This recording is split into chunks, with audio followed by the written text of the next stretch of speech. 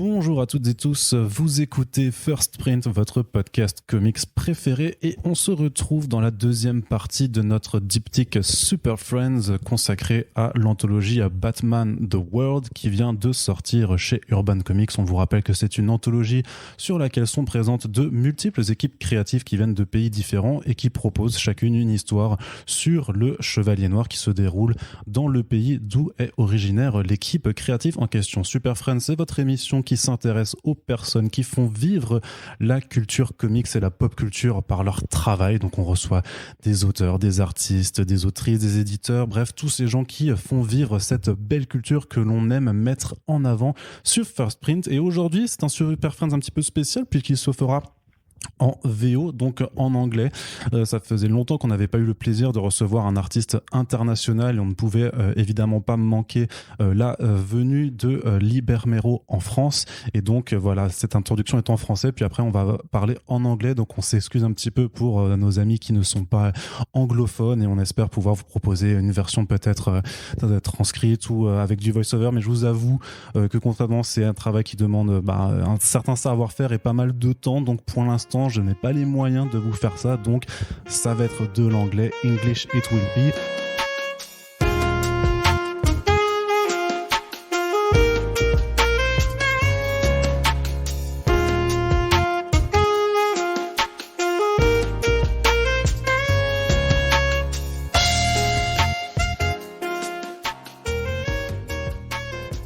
Lee Bermejo, thank you so much for coming in the First Print podcast. Appreciate it. It's good to be here. And it's been quite a long time since we spoke together. The last time we were in the same Urban Comics offices. We were talking about Inside, the art book that you did with Urban. And now we are going to talk a little bit about Batman the World and the short story you did with Brian Azzarello. But first I had a question, because when you check your whole career, it seems that you really have a special bond with Batman. So what's your bond with this character? I think that the attraction I had to Batman started when I was a little kid, because first of all, I was raised in a small college town, kind of in the middle of nowhere.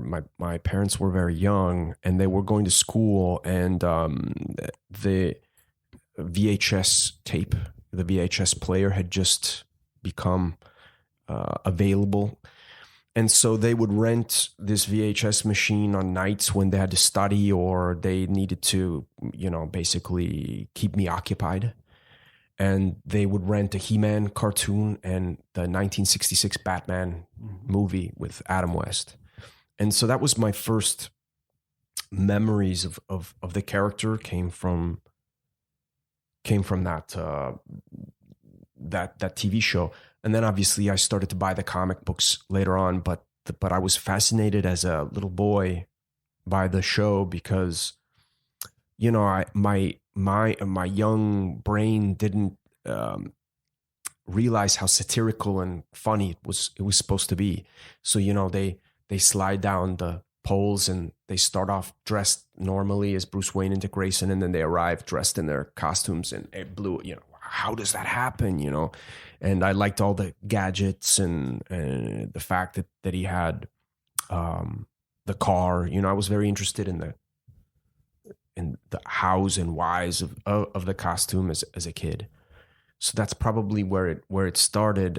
And then, do you have to translate this? No. Okay, okay. I'll be doing the. Okay. I was saying that in the introduction that it will be solely in English because it's just easier to. I realized that was going on and on and on, not giving you much time. But as I got older and started working professionally in comics, I just realized that the character also still kind of stayed in my head. And the moment I got to actually draw Batman, it became pretty obvious that I had immediately a pretty clear idea of what I wanted to do, how I wanted to draw him. It's changed over time a little bit, but the ideas have really remained similar. So out of all the superhero comic book American characters, he really is the one that I feel I have the most personal attachment to. Do you feel like it's your favorite? Would you say it's your favorite superhero? I like the Joker better. I like the Joker as a character a little bit better, but it's part of the same world, you know. So yeah, probably that Batman universe is the one I'm most attracted to. So you were speaking about also comic books that you read. What would you say is the most influential comic book about Batman that you've read? I put a lot of thought into this because people ask me this question a lot, and when I look back at the books that really made a big impact, there are books that are important because they're just important Batman stories in general, you know, like Year One or The Dark Knight Returns, Killing Joke. These are the kind of main go-to books. But after all these years, the book I think that really made the biggest impact on me was Arkham Asylum. It was Grant Morrison and Dave McKean's book, because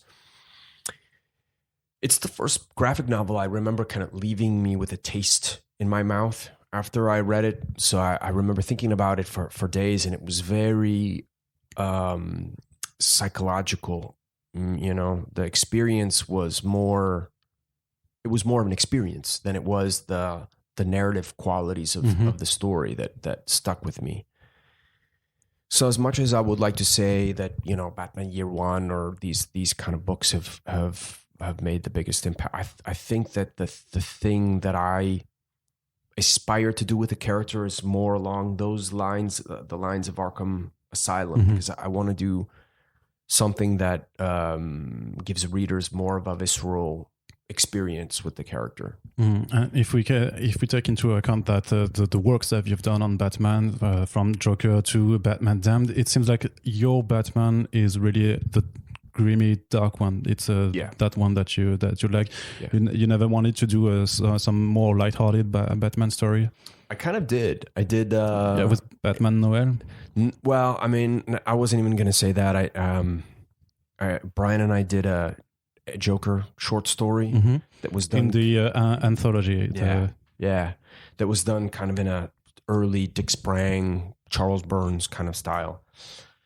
And that maybe is the most lighthearted thing with Batman I've ever done. Kind of a ridiculous little story. But what I'm interested in doing with the character now has changed from when I started. I'm not so interested in doing linear stories anymore, because of the character. There's so many of those with Batman. You know, if you want something linear and cool, there's 1,000 of those stories.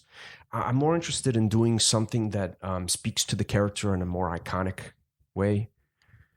And so when we decided to do Batman the World, I know I don't think Brian wanted to either. We didn't want to do a short story featuring a Batman adventure. You know, I wanted to do something that spoke to the fact that this character is bigger than these stories now, and that this project kind of seemed like the perfect example to just give you little snapshots of the character. You know. Okay, so could you tell us how did this particular project originated? So I guess you were contacted by the DC offices. Yeah. It was the foreign licensing office that contacted us originally, and they had this idea for this project, which I was very excited about personally because I live in Europe, and I'm more interested in the international market. A lot of American artists focus a lot on the American market, and they might be fans of, you know, artists from France or Italy or wherever.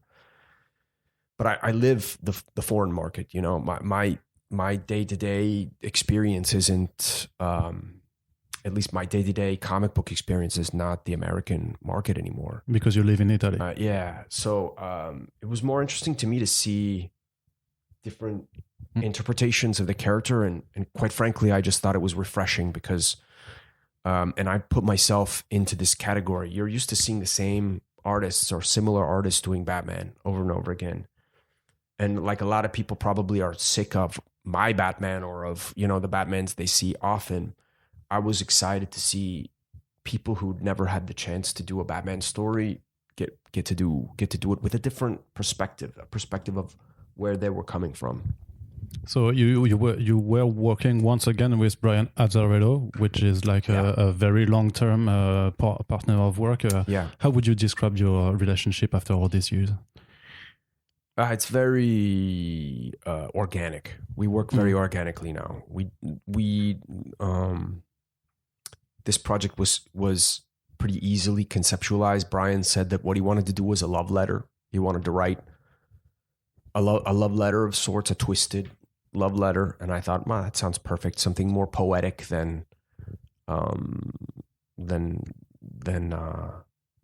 typical fiction that is written for Batman, and I knew that like I said, I want to do something a bit more iconic that didn't focus on the panel to panel exploration of Batman, and so it was a very organic, easy story to conceptualize and do at the end of the day, but very different for us because we didn't do many of the characters we've already done. So we did, Bane and Poison Ivy and all these characters that, Man Bat. Like I've never done those characters before. So it was just an opportunity to change it up a little bit, be more colorful, be a little bit more colorful in my pages. And so that's why you decided also to do only double spreads pages. Yeah. So what was the intent? Was just to like take photographs of Batman?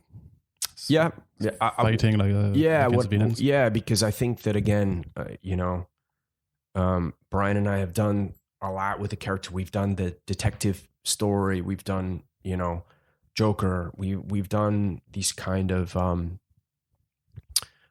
even more nuanced psychological studies. This was the opportunity to put the gloves on and go for the big punches, the big swings and the big imagery, the more operatic imagery that we don't really do very often. We keep things contained generally. So, Batman in Red Square fighting the Penguin with penguin robots is not something people immediately would associate with Brian and me in terms of the stories we tell. They tend to be more realistic. And the thing that I've always known you with a really photorealistic style, but in this particular story, it seems like it's even more photorealistic. So how do you work now? Are you working digitally or? Yeah, but it's got this style. It's the same. Everything is a drawing. It's none of it's photo based. Everything is a drawing. But I started to develop the coloring style on Batman Damned, and then with the Detective Comics covers that I've been doing for 2 years now, I really had the chance to explore the more textural nature of what I do. And so I think that these pages kind of show off more of a matured version of that kind of style of art. And with my work in particular, too many panels, it makes it look even more claustrophobic and dense. So we just wanted to give people on each page one big image that they can rest the eye on or enjoy. And the smaller panels are more little flashes of little vignettes that just take you from one sequence to another. So that way, I knew I didn't need to show Man Bat, on Notre Dame, like I didn't need to show his approach to get to Batman. I just knew that was the main image to show was him, him and Batman fighting in midair over Paris. So and there's a lot of attention also for the details of the skins, or also even just the jeans or the Batman costume, which is really like he's not wearing a costume. It's like it's got clothes like we can wear in an everyday basis. So how long does it take to get such detailed? Like 4 days a page, probably. 4 days, maybe less, maybe more. It just depends on the amount of information. Like Yeah, Man Bat took a long time because of the wings, you know, and the background city behind him. I was very, I enjoy doing that stuff. So yeah, it takes a long time to do the pages. Did you get full scripts by Brian Azzarello? In this case, he just wrote the entire thing as almost like I said, like a poem. It was just, you know, written like this, and then he had suggestions as to what to do. But you know, for example, the Bane page, he said you can do Bane or Killer Croc. You know, do one of the two. It just has to be a big, you know, monstrous kind of villain fighting Batman and winning. You know, and so that's what I knew I had to do. But it was very the words and the prose was all very carefully constructed by Brian before. And is it always like that? No, Batman Damned was written Marvel style. So Brian just wrote a very loose plot. And then because we knew we wanted with Damned to do like a nightmare. So it didn't have to be perfectly linear. You know, it was more about the feeling of it. David Lynchian kind of, you know, storytelling. So he kept things a bit looser, and I had the chance to explore ideas a little bit more. And then he came in and wrote the actual prose afterwards. But this was more, Brian wrote the story, you know, right? The words were very much written before I drew anything. Okay, and it's cool that you mentioned Batman Damned, because last time we talk also about Batman Damned, which was a story that also got in the news for let's say some wrong reasons. Right. But it seemed to me, because I also interviewed 2 years ago Brian, that you and Brian were a little bit upset by the whole stuff about Batman Damned, but still you agreed to work again with DC Comics for this project. Yeah, I don't want to be a petulant child about a character that I don't own. You know, Batman's not mine. I don't own that character. I don't. I think that Brian and my frustration with that situation was more based on the fact that things were changing editorially and even with the company in DC changing so much, and our book really suffered through those changes in management, and so then the kind of cool thing about this is that you know, management and ideas will come and go at DC or Warner Brothers, you know, but it doesn't mean that it changes maybe our desire to work on these characters, you know, and I think that if anything else, in the long run, it was a great learning experience about how to be a professional in this business, because again, you don't own these characters, you know. So the censorship issues I care much less about. You know, like I said, they can do what they want with the character. It's the human interaction that I'm interested in when I work, you know. So if I'm working with people that I enjoy, or that will let us do what we want to do with little interference, it's good enough for me, you know. The overall Batman Damned experience, now looking back on it years later, was pretty fantastic also, because it taught me a good deal about how fickle the industry can be, you know. So you have to also be able to be content with what you do and stick by it, you know. And so I feel like we did that. So how do you feel that the situation has changed also with the DC editor? Because we think that since 2 years have passed, that a lot happened. There were a number of people that maybe you worked with that were let off successively. I'm thinking Mark Doyle, Andy Corey, maybe. Yeah. So how do you cope with that? I mean, again, it's tough, because you know, it's sad when you like working with those people, and it's great when you hate working with those people. So you know, I don't know what else to say. It's like you know, just like anything else, you know, these people all will have careers beyond DC, you know? And so I hope to work with the people that I enjoyed working with, like Mark Doyle, I hope to work with again. And I'm sure we will at some point or another, at some other company. And so,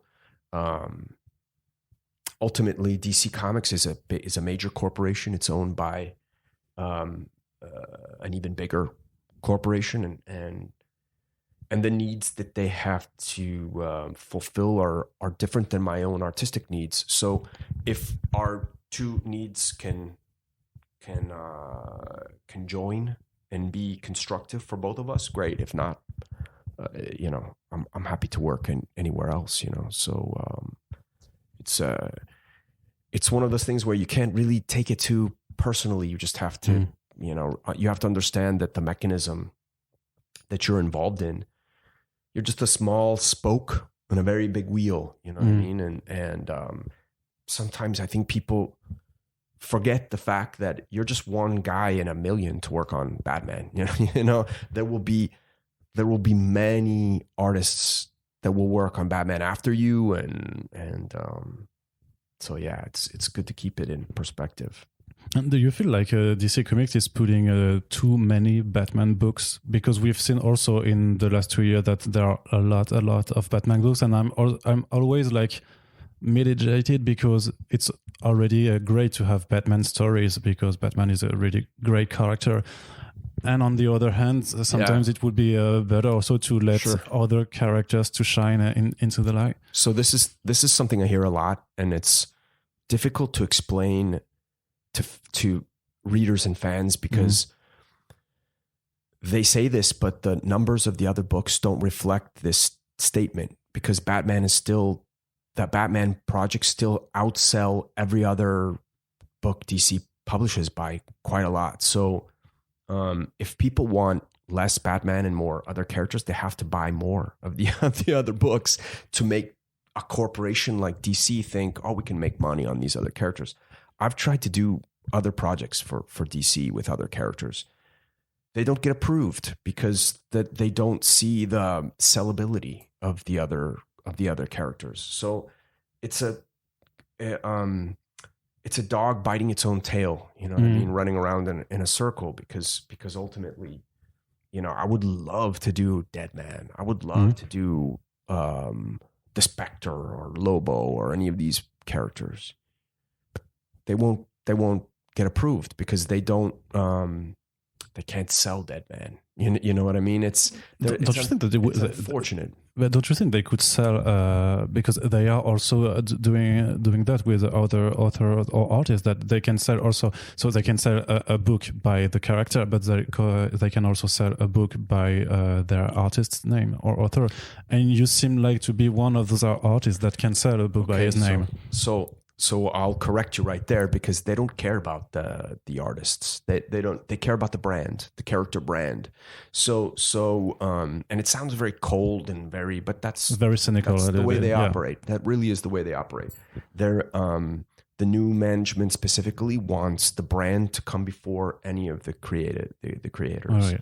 So essentially what they care most about is, okay, how can we make these characters very much like Marvel, you know. Marvel puts the character brand before any of the artists, you know what I mean? And this is big corporate business, unfortunately, you know. So ultimately, when people talk about Spider-Man, you know, who's the name they associate? Stan Lee, you know. There's a lot of other people who've done Spider-Man after Stan Lee, but they talk about Stan, you know. Because the brand is the brand of Spider-Man is more important to them than any single person who's worked on the book. It's the same with DC. You know, there's a wonderful thing though about being an artist working on those characters, and that is that if you undermine their own system, people can start associating you with that brand in a very strong way, even more than they do. So what means a lot more to me is when, you know, I don't know, like a picture of Robert Pattinson appears online in Batman, and people say that looks like the Lee Bermejo version. Yeah.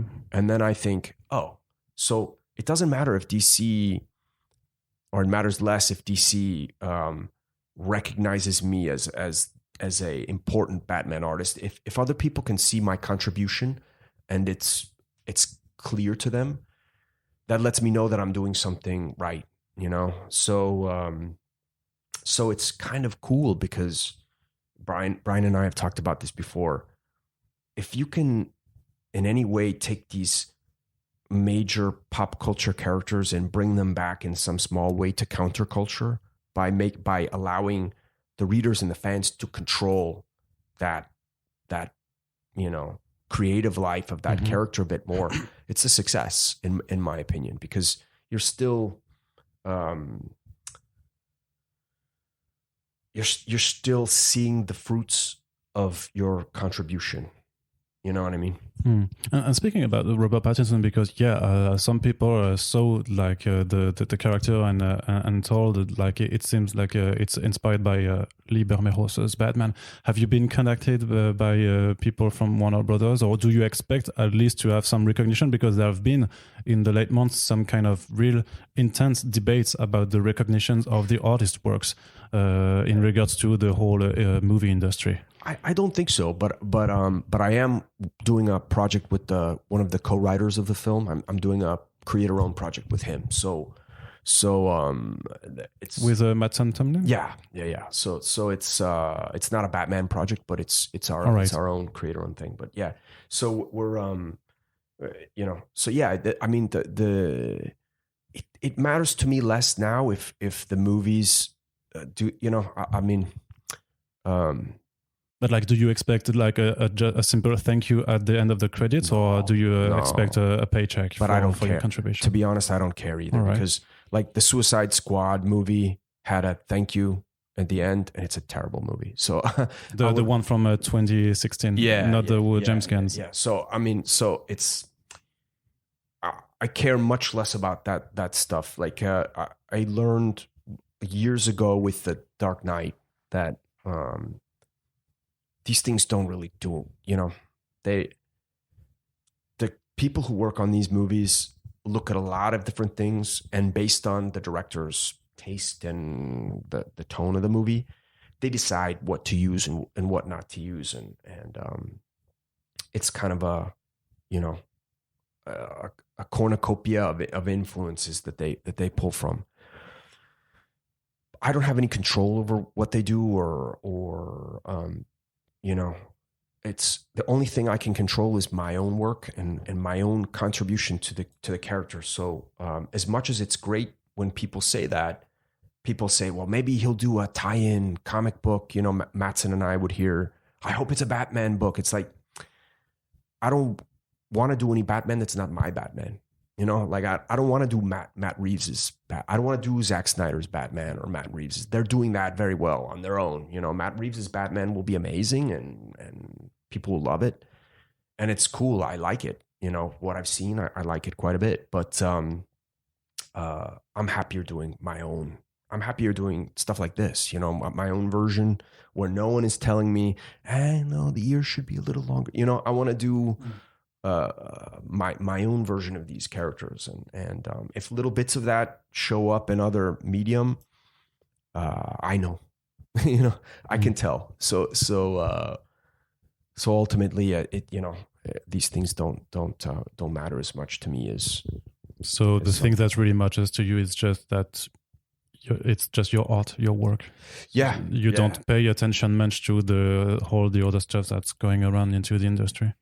Yeah, because if you do, then I just don't find it to be useful to me. You know, what's useful to me is to know what I want to do that if I can, and you know, because if you focus too much on the other stuff, you have to take the bad with just as much as the good. You know, so Suicide Squad. Nothing against David Ayer. I like his work. I think he's a great director. That movie was clearly not his work. So not entirely his work. No. I mean, it wasn't. It was tempered with quite a. I know some people who've seen earlier cuts of that movie, Okay. But it doesn't really matter because you're you know,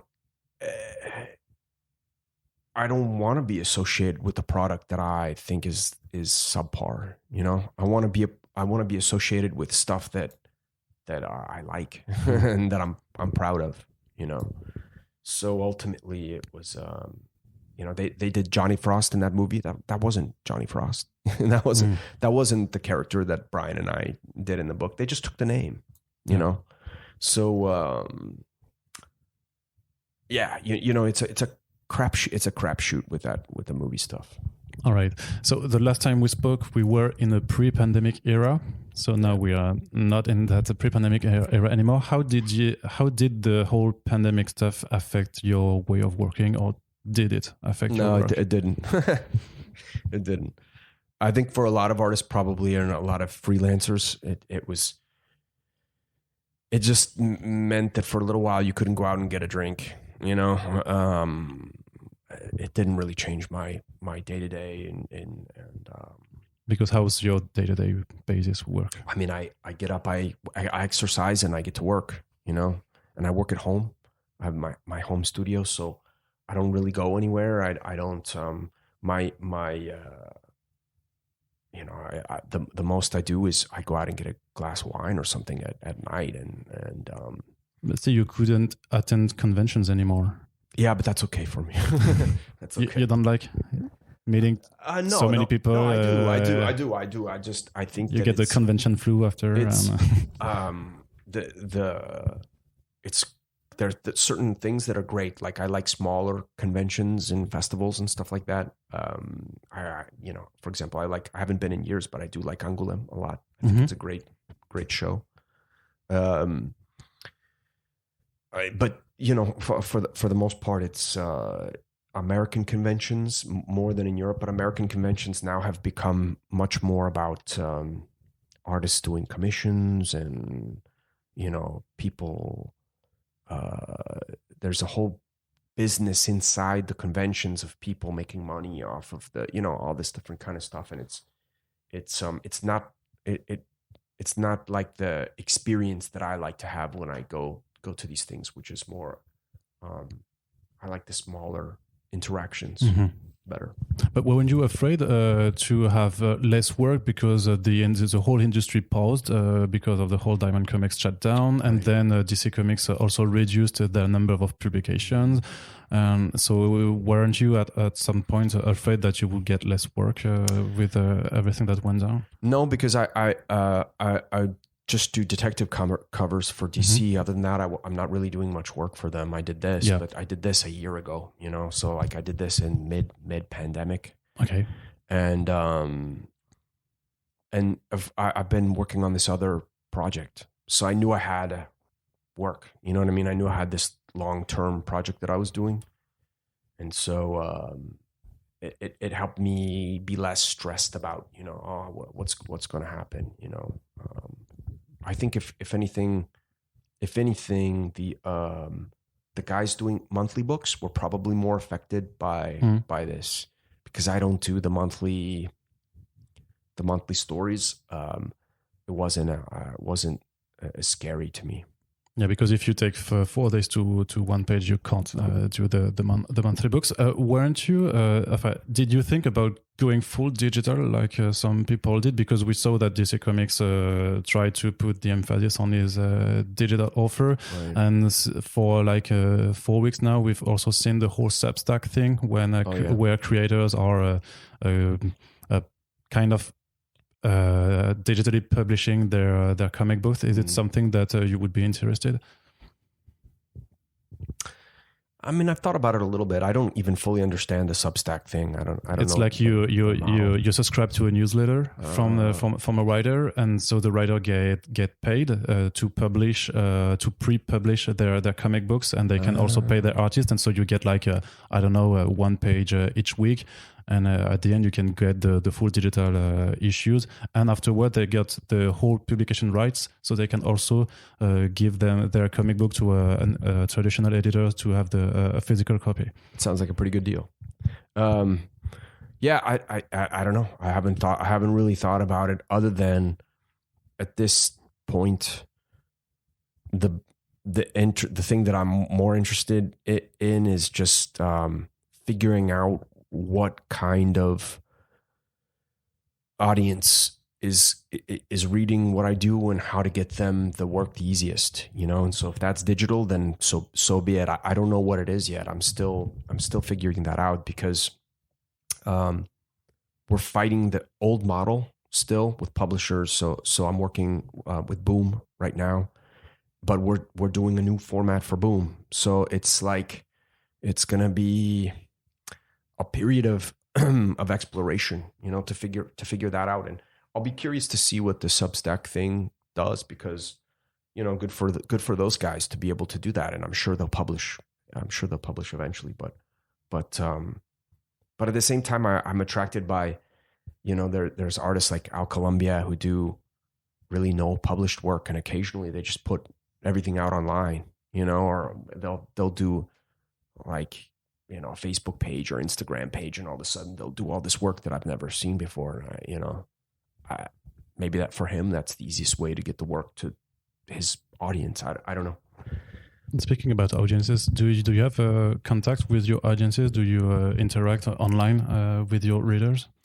Sometimes, but I'm not very good at it. At the I'm not. I don't have any method to it. I don't have any approach to it. I put the work out. I just have an Instagram page. It's the only social media I have. And I just put occasionally, I don't use it nearly enough. Other professionals say, you should publish more, you know, you should put more work out there. But, you know, get more likes, get more followers. I don't know how to, you know, I care very little about that. I just, if I know I can put like a cover out, I'll put the cover out, and I try not to think about it too much after that. Treat it like a website, you know, like, okay, the image is there for people to see when they want to, but the actual interaction after that to me kind of ends, because unless maybe I have something specific to say, you know, I don't really know what talks louder than the work. You know, I mean, I think the work is the thing that people should be paying attention to anyway, you know. And maybe sometimes people will ask a question, like I've had some people say, do you work digitally? Do you work, you know? And I'll answer occasionally. But I also know that for the most part, those answers are also online in other places too. So they can probably find that information if they look, you know. Yeah. You can just answer, Google is your friend. Yeah. There's some research. Yeah. So so we know, because you told us just before, why you haven't put a lot of work during the last 2 years, except for your covers, because you did for DC, but also for Marvel, I think, for like Star Wars books. And then I did a Silver Surfer short story that I wrote and drew for Marvel. Yeah. So that's not out yet. Yeah, it is. Yeah, it came out. Marvel 6. It's an anthology that Alex Ross.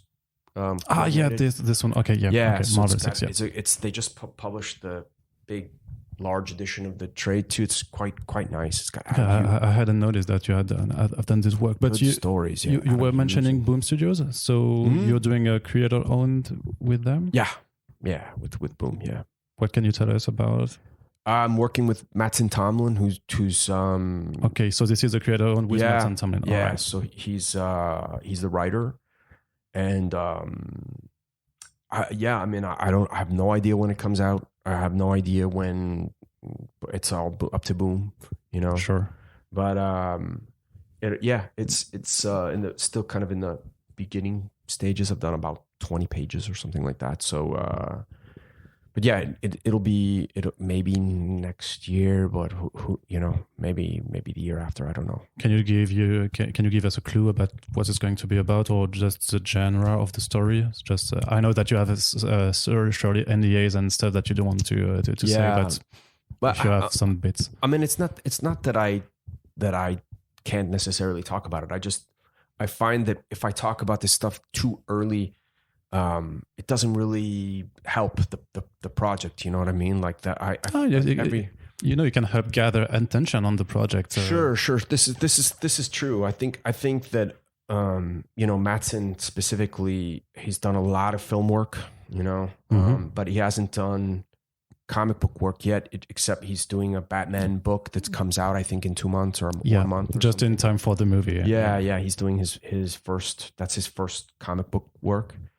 But then this thing is our own creation. So this is I'm excited just to be back doing creator-owned stuff, and it will be probably very, very different for people who followed my work, and it'll be quite a departure. Yeah, quite a romance comedy or stuff like that. Kind of. It's weird. That's what we can expect from you. But it was a choice to go to Boom Studios because we also perceive that Boom has become the kind of new Image Comics from what Image was at the beginning of the 2010s. Right.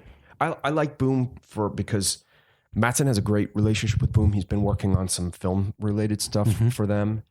And so he knows them very well. And when we were talking about where to take the project to, it was he liked the idea of taking it to Boom, and Brian had a very good experience with Boom, with Faithless. Yeah.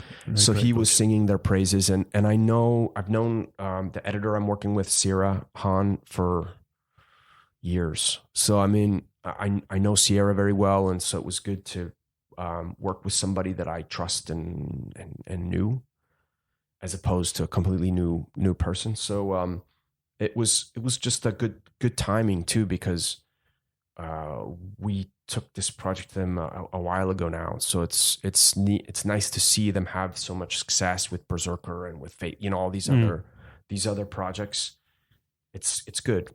I'm glad to be, for now, I'm glad to be working with them. And like I said, they're very interested in experimenting, like they did with Faithless. Yeah. I mean, doing that kind of content and the X-rated covers, you know what I mean? Like doing that kind of stuff I thought that was ballsy. And with our book, that we're doing a different format. So they're willing to let us do, format changes that are by format. What do you mean by format? Like it's not a 20-page single issue? No, it's not 20 pages. It's a different. It's going to be a different size and a different format. So it's going to be, something that you don't see a lot of in the U.S. market. Okay, and how did you meet Matt and Tomlin for this project? we met on Instagram. Okay, just we have very, very similar taste in movies, in just what we like. We get along very well. It was just like we just hit it off, and it was cool to. It was very, very cool to like have that experience with a writer who also is just so like he is full of ideas and it makes the working experience very exciting. All right. It's really exciting to see you getting back to creator-owned, which brings me to my last questions, because there's something I've got in my mind for quite some time now, because I don't think that you answered this question online, but what happened to the third Suiciders book that we were supposed to get? What happened to Suiciders? So the first Suiciders did okay, sales-wise. Not great, but okay. The first issue did well, and then it, like Vertigo was kind of ending at the time. It was the kind of the last gasps of Vertigo as an imprint. I had major problems with artists on the second Suiciders volume, which was supposed to be first volume I drew, second volume someone else drew, and then initially I was going to draw the third volume as well, but then after just seeing the second volume, I thought, well, maybe I could try to get another artist so that each volume has its own visual feel, like almost like a TV show, like seasons that have different showrunners. You know what I mean? And I was still very excited about it, but the second Suiciders miniseries didn't sell very well at all. And so I think the interest at DCU is just not very high. Vertigo was, like I said, Vertigo was ending at that point in time. So I just decided, you know what, if I'm ever able to do that story, which I would have to get the rights, the Suiciders publishing rights back, but it would just have to be something that I do because just the disaster of the second miniseries is not something I would want to repeat. Okay. So because we expect in the near or long term future to get the third act of Suiciders. It was also a very odd, I realize now, I like it, but it's readers are used to following the same characters throughout the like you have creator in books are already a new experience for people, so they have to get to know these new characters. So I did the first miniseries and they just kind of sort of got to know these characters, and then the second miniseries completely changed the cast. So I think I lost a lot of readers because they were hoping maybe to or waiting to see a continuation of that story, and instead I went backwards. And you were going to go all the more backwards for the third volume. Yeah, and that was going to also feature the Saint. So it was going to be the first story of how the games started during the fallout from this giant massive earthquake, and you were going to see the Saint that you kind of saw at the beginning of my arc. You were going to see that the first person to be that like in Mexican wrestling, they do this where you have the mask, but you have different wrestlers who wear the same mask, And so I was going to do this thing with the last miniseries, which was going to kind of bring you back to the first miniseries, but by going back in time. I still like it. I still like the idea quite a bit, and I think that it would be for people to actually have the full experience of that, because they'll get to know the characters even better in a weird way.